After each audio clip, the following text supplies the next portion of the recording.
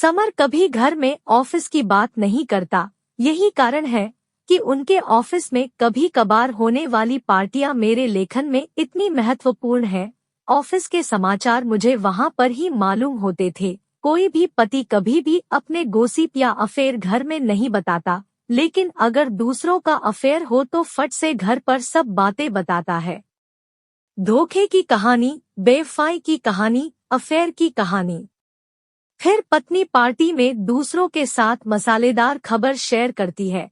उस वक्त बताने वाले की आंखों की चमक और सुनने वालों की उत्सुकता देखने लायक होती है। पिछले हफ्ते की पार्टी में मैं सभी महिलाओं के आकर्षण का केंद्र थी। सबसे पहले छवि ने मुझे सबके सामने बेइज्जत करते हुए कहा, उस अकाउंट सेक्शन की बकबक करने वाली वर्षा से तुम्हारे समीर का अफेयर शुरू है। यह बात सच है क्या? उसके बाद प्रिया, दिव्यानी, मंदाकिनी, अंजलि सभी ने इस खबर की पुष्टि की। उन्होंने कहा कि समर को सिनेमा घर जाते समय होटल में कॉफी पीते हुए देखा गया था, इसीलिए शक की कोई गुंजाइश नहीं थी। मैं पूरी तरह से दुखी हो गई। मैं यहाँ ये दिखाने में सफल रही कि इस खबर का मुझ पर कोई असर नहीं हुआ।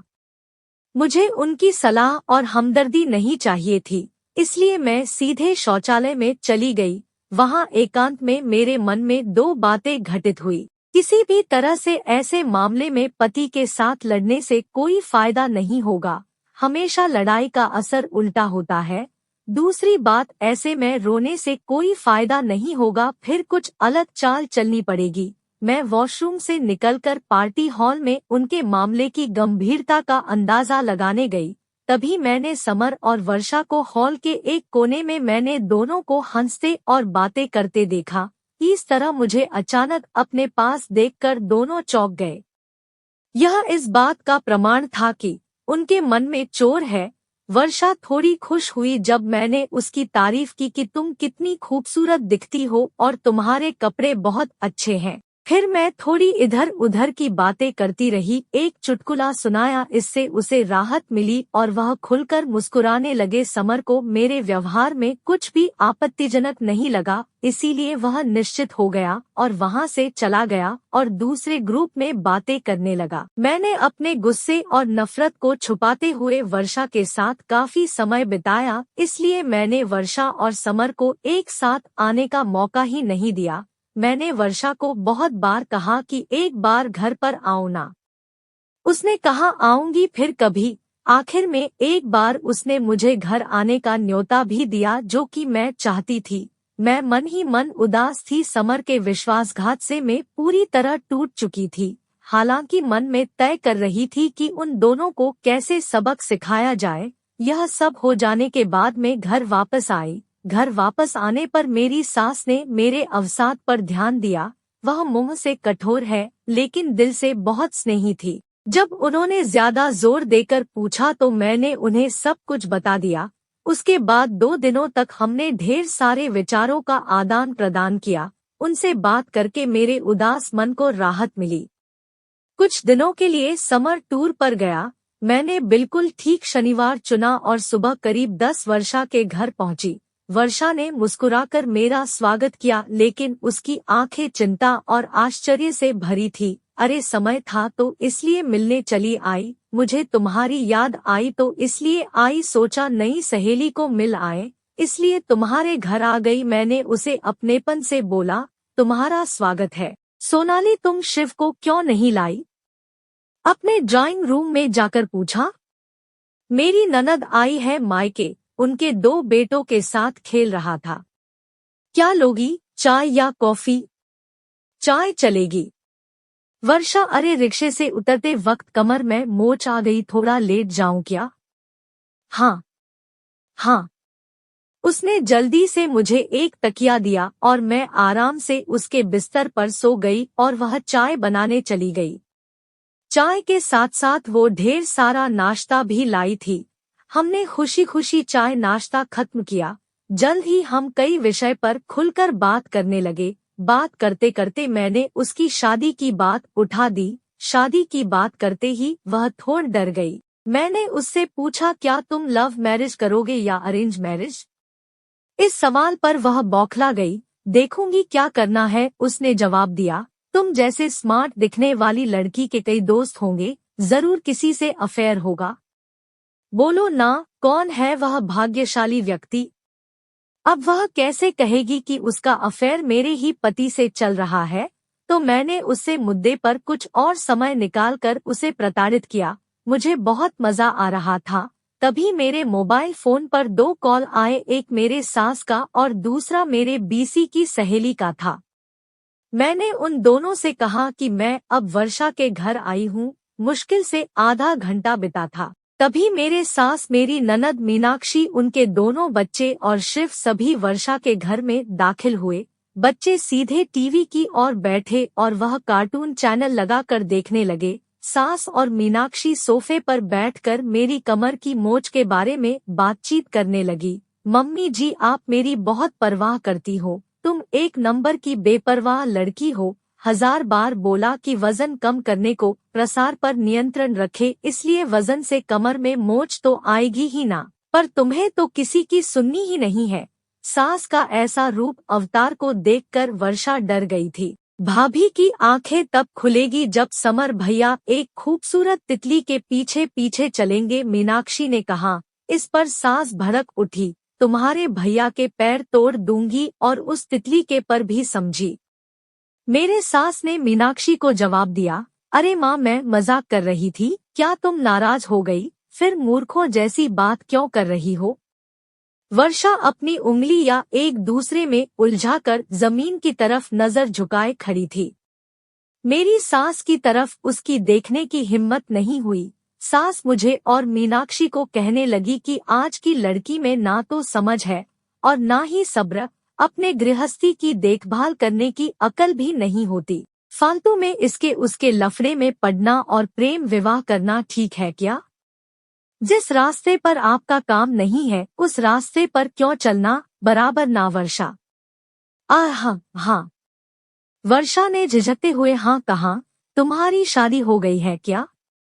नहीं, तुम कब शादी कर रही हो? जल्द ही करूंगी। Very good. तुम्हारे माता पिता कहाँ है? मेरे पापा गुजर गए, माँ है, वह आज मेरी मौसी से मिलने गए हैं।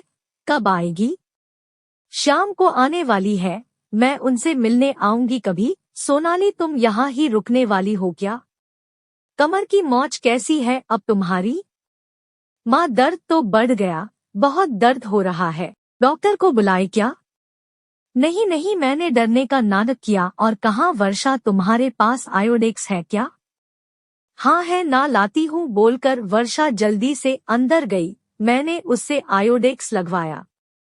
मेरी सास वर्षा को जवान लड़कियों ने कैसे बर्ताव करना चाहिए इस पर लेक्चर दे रही थी। मीनाक्षी जानबूझकर छेड़ने के लिए मजबूर कर रही थी। ऐसा माहौल था कि दोनों किसी भी क्षण लड़ने लगेंगे। उस माहौल में वर्षा का तनाव बढ़ गया था। तभी दरवाजे की घंटी बजी। मीनाक्षी ने जाकर दरवाजा खोला।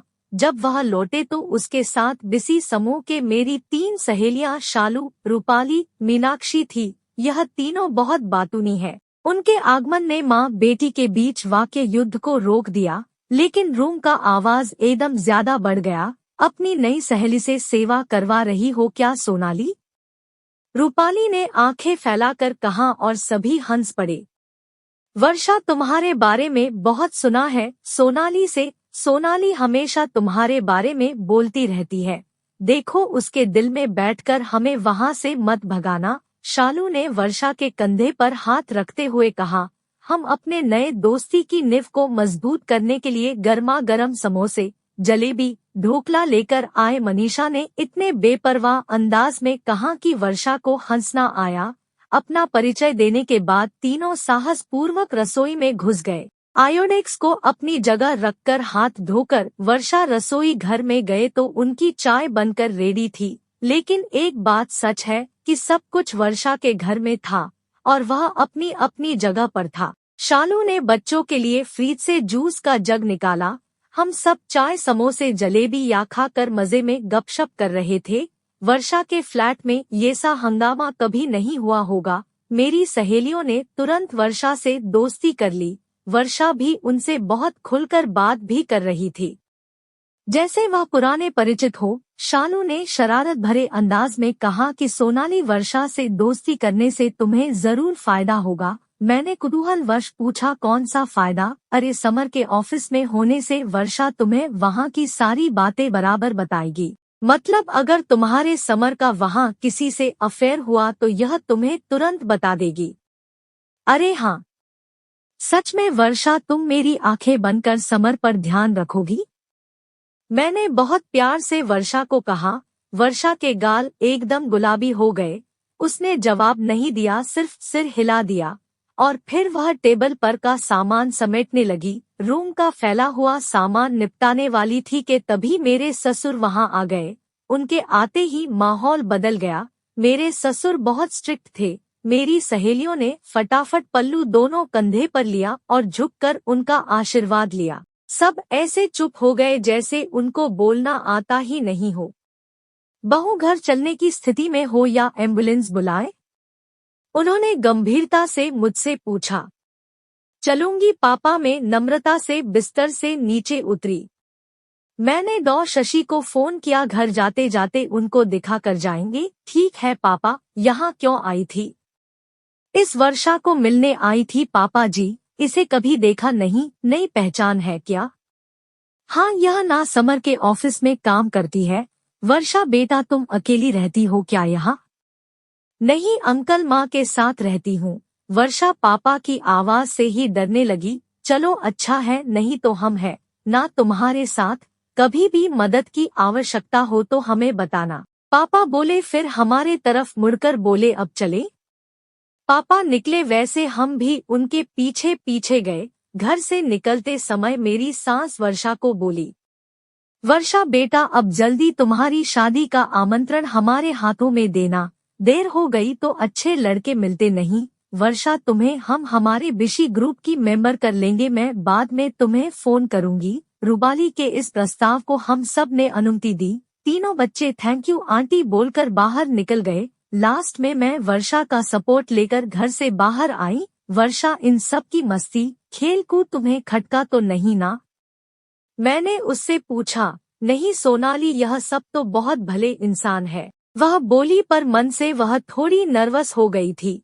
तुम्हें कहती हूँ वर्षा, यह सचमुच भले इंसान है और सच कहे तो मुझे इनका ही आधार है। इनकी वजह से खुद को सुरक्षित समझती हूँ। हमेशा मेरी मदद करते हैं। मेरी गृहस्थी को कोई बुरी नजर से देख भी नहीं सकता, क्योंकि इनसे झगड़ा करना, इनको चैलेंज करना आसान बात नहीं है। ऐसे इंसान नसीब से मिलते हैं। खुद को सुरक्षित महसूस होना, यह बहुत बड़ी बात होती है। वर्षा ने गर्दन हिलाई। संभाल कर जाना, वर्षा ने कहा। हमने प्यार से एक दूसरे को अलविदा किया। सभी गाड़ी में बैठ चुके थे। मेरे अपने मेरी राह देख रहे होंगे। वर्षा का आधार छोड़कर मैं अच्छे से चलकर उनके पास पहुंची। मेरे कमर में मोच आई ही नहीं थी। सब कुछ तय किए मुताबिक प्लान किया था। मैंने 2 उंगलियों वी फॉर विक्ट्री की निशानी करते ही सबके चेहरे पर खुशी आ गई।